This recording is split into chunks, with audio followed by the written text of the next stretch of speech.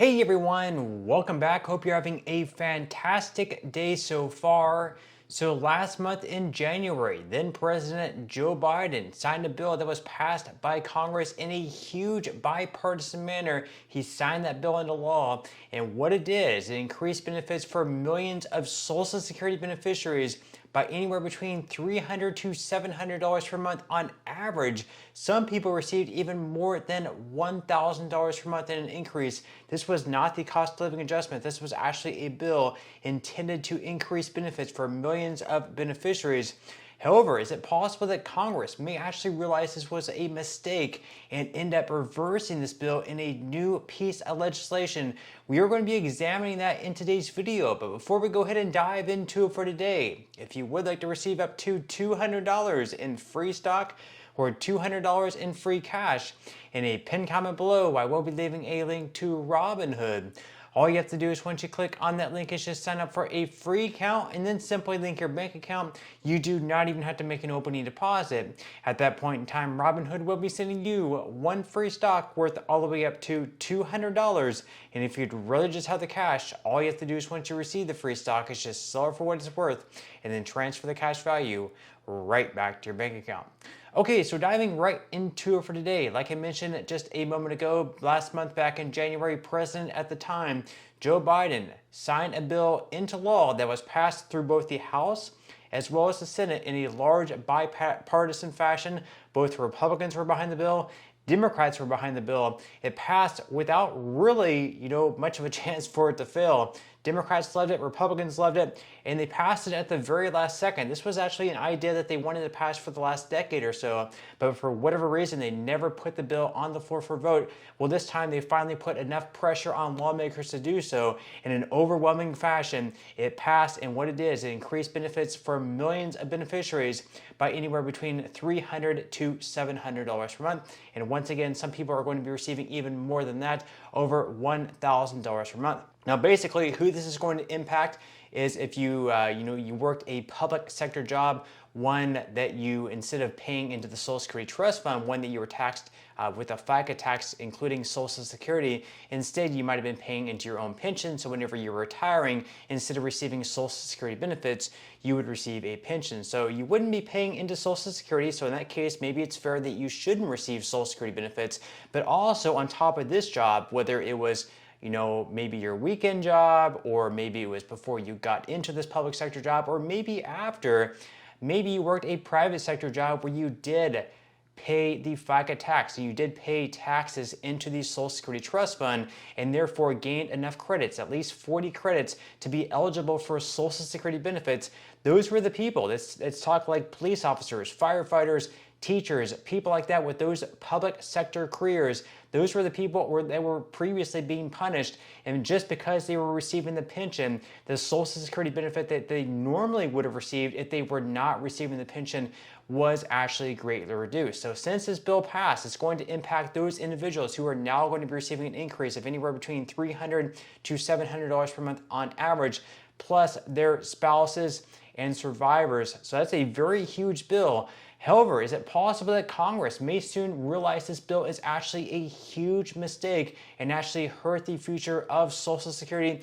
That is what we are going to be examining in today's video. So according to Cato at Liberty, Congress should reverse its $196 billion Social Security mistake. We are going to be looking into this $196 billion mistake that Social Security is making, according to Cato at Liberty.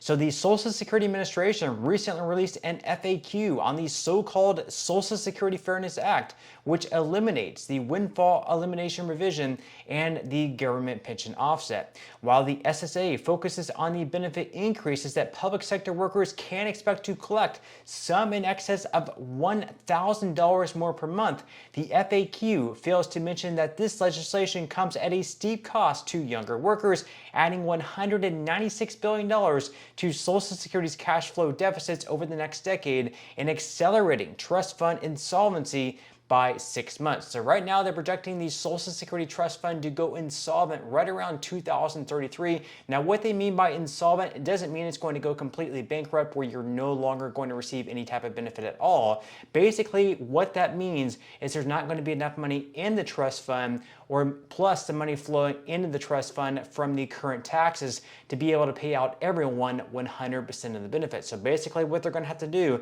is they're going to have to cut everyone's benefit across the board, whether you're a retiree, whether you receive disability benefits, or whether you receive SSI benefits. Your benefit is going to be cut by anywhere between 19 to 26% just to ensure that you will be able to get something. So it's not going to be nothing at all, but you are going to have a pretty big cut if the trust fund does go insolvent, if Congress does not do anything to change this problem. And because this bill passed, it does speed up the insolvency date by another 6 months.